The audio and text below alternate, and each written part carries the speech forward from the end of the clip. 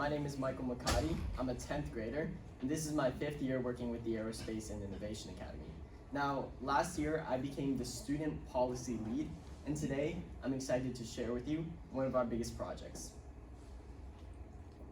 So I'm sure you know about the background of the WCDT and the Aerospace and Innovation Academy, but there's a few points I'd like to highlight when it comes to advocacy.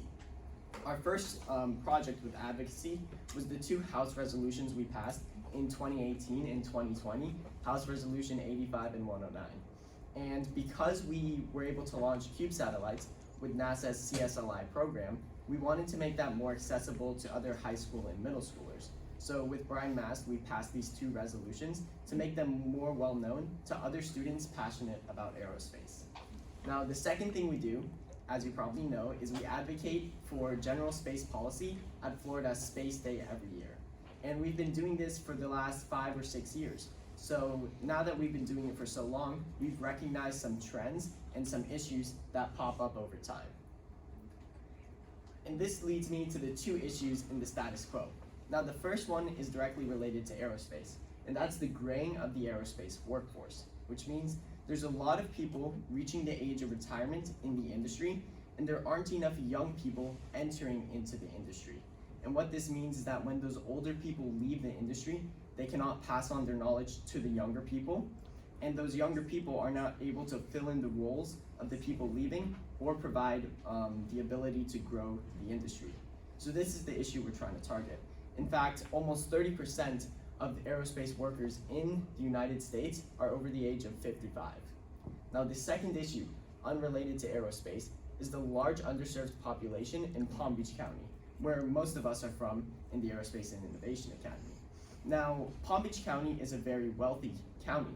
However, 1 in 10 individuals live in poverty. And the most alarming factor about this is that in the most challenged zip codes, 21 to 48% of people in poverty are children.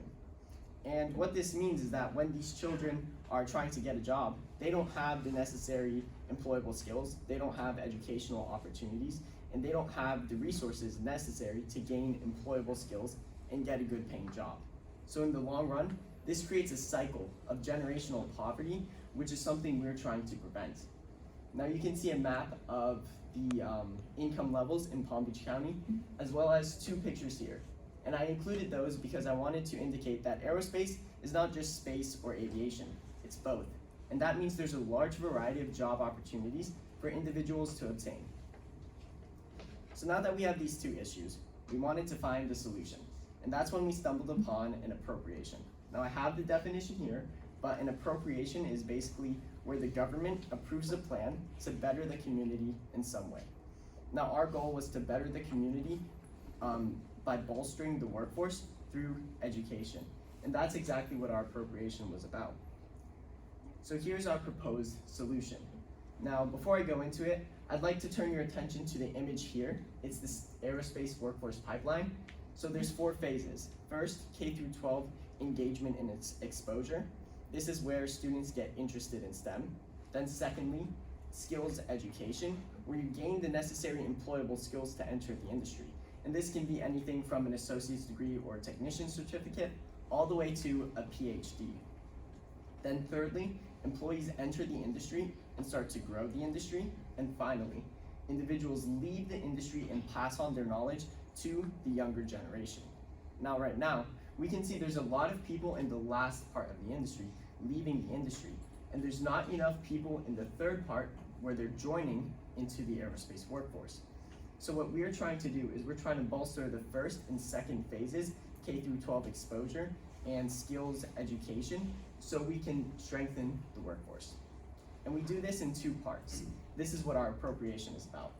First, provide technical skills and STEM exposure to the youth. So this would be middle and high school students. Then secondly, establish certified college classes for technical certificates and associate's degrees modeled after Eastern Florida State College's successful program. And this would be for young adults, so anyone over the ages of 18 years old. And this would be provided at local community centers in some of the most impoverished areas so the people who need it the most can access it. Now, these technical skills I'm talking about are not skills that most people would get in their daily school experiences. Some of them consist of welding, working with circuits, soldering, manufacturing, coding, etc. And those are the skills we're trying to expose the youth to. Now, our appropriation in its originality was $350,000 for a 2-year pilot program, and we set Palm Beach State as the beneficiary. Now, we chose Palm Beach State not only because of their great team, but also because they are a public college, which means they receive state funding every year to survive. And that's much more reliable when it comes to getting an appropriation than the Aerospace and Innovation Academy, where we've never received funding from the government before. So now that we had a plan, it was time to put it into something that could actually be passed by the legislature. And this is when we first met with Thad Altman in October of 22 at the Small Sat Education Conference, which Mr. Simmons hosts at Kennedy Space Center. And he expressed extreme support for our appropriation and explained that if we're going to pass it, we're going to need a House and Senate sponsor. So once we develop our idea, he'd be more than happy to talk to us closer to the appropriation deadline. Then a couple months later, in December 2022, we had a virtual meeting with Bobby Powell and his legislative aides, and he also expressed interest in our appropriation. And what was most valuable about that meeting is he directed us to 2 forms of paperwork that we would need to submit to the legislature, one for the House and one for the Senate. The House was 11 pages and the Senate was 6 pages. Now, it wasn't anything crazy when it came to filling it out. However, you had to be very succinct and to the point in what you were saying. And our paperwork was fully completed by students and edited by teachers. And what the biggest takeaway from that is you had to create a detailed plan and then provide a well-reasoned logical statements as to why your plan was going to achieve the goal. So our goal was to bolster the aerospace workforce. Our plan was to do that through education with the youth and young adults. Now, after doing that and developing our plan, we went to Palm Beach State College and spoke to them, specifically the Dean of Engineering, and she was very happy about our project. So we were ready to go to the legislature and start to secure 2 sponsors. And this is when we went to Florida Space Day of 2023. Now, we were there for 2 days, and it's important to know that the second day, the deadline was at 5 p.m. However, when we first went to Florida Space Day, we didn't have any sponsors yet. Bobby Powell and Thad Altman were interested. However, we needed to secure both for them to be our sponsors, which is necessary for them to agree. Because if you don't have one, you can't have the other. Now, over the course of Florida Space Day, we advocated for general space policy. However, each time we also talked about our appropriation. And some legislators gave us feedback and what we would have to do for the next steps. And by the second day, after we met with Thad Altman and Bobby Powell, they both agreed to be our sponsors. So for the most part, our work was done. Now, as you can see here, I have a simple flow chart of what the legislative process goes through. Now, most of the work, once you get a House and Senate sponsor, goes to the legislative aides and the legislatures. So Bobby Powell and Thad Altman did a great job in helping us with our appropriation. But if you look at the process, once it goes to the sponsors, it goes to the House Committees of Appropriations, where it's voted on separately. Then the House and Senate vote on the appropriations by themselves, and then it goes to the House and Senate reconciliation. And what this means is that if one appropriation is not passed in the House, but it's passed in the Senate, it's not going to work because both of them have to agree to the appropriation. Finally, after that, it's the governor's veto or signature. And luckily for us, the governor signed onto our appropriation, which means we actually got the $350,000 for our goal. Now, what I think was most important and gave us the advantage when it came to applying for the appropriation. Not only did we have Palm Beach State as the beneficiary, but we had Bobby Powell, a Democrat, and Thad Altman, a Republican, working together on both sides of the aisle to achieve the same interest. Additionally, we met with multiple members of the appropriation committees. Now, Representative Thad Altman and Senator Bobby Powell were both members of their committee, but on the Senate side, we met with Senator Broxson and Senator Pizzo, and Senator Broxson was the chair of the Appropriation Committee in the Senate. and this was very beneficial. So once we received the funding, actually Palm Beach State received $350,000 on July 1st, 2023, it was time to get to work. And in early August, we met with them, and we were ready to go full throttle, start developing the K-12 exposure program in the community college, and start making that actual collegiate level class and course. However, there was a small issue that the deans of Palm Beach State College pointed out, and it's that collegiate level classes and courses would take too long to actually get approved by the state. In this case, it would be 12 to 24 months. And this is a problem if our pilot program is only a 2-year program. So we kind of had to drop that idea and instead focus on what we could, and that's the youth exposure, specifically providing technical skills, STEM, and aerospace opportunities to the youth. And when I say youth, it would be 14 to 18 years old. So after a few months of reworking our plan and reaching out to other contacts, we developed the final plan. And that's to expose Title I public high school students to aerospace and STEM exposure opportunities. And these would take place in 1-week-long camps, or not necessarily camps, but workshops in the public schools during the school year. And the reason we came up with this with Palm Beach State is because Palm Beach State has great connections in the public school system.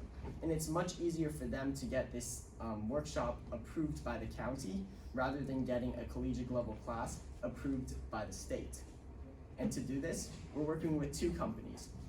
So as I spoke about earlier, there's aviation and space in the aerospace industry. And on the aviation side, we're working with Aviation Connection. They do flight simulations, virtual reality, coding, and flight analysis.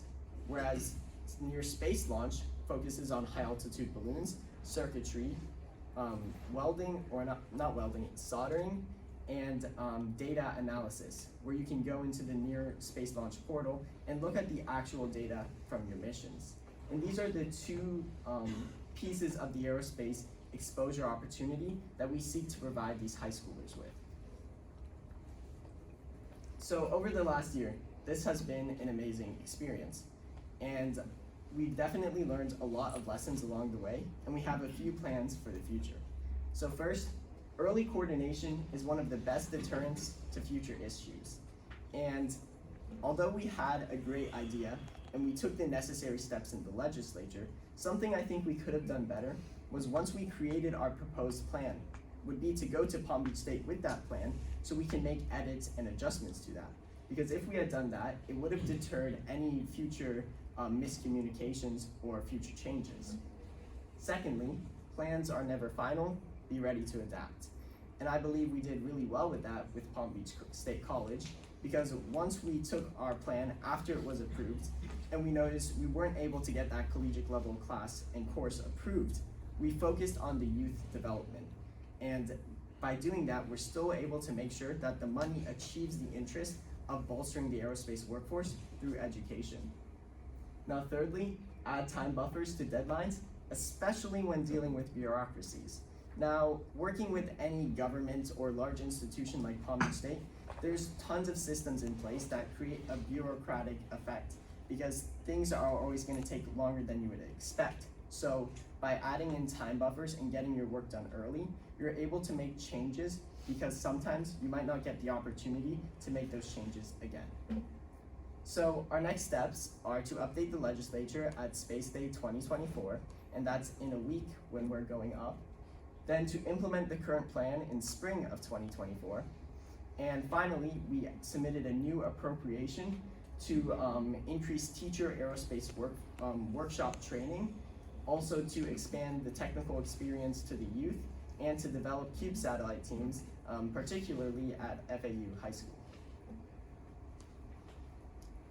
So thank you very much for listening. I can speak for myself and the team that this has been a very inspiring project over the last year, and I'm excited to keep working on it and to start working on new appropriations. We're hoping to keep expanding our outreach into the local community and providing opportunities to individuals who might not have it, and to also keep bolstering the aerospace workforce so we have a future to look forward to. Thank you.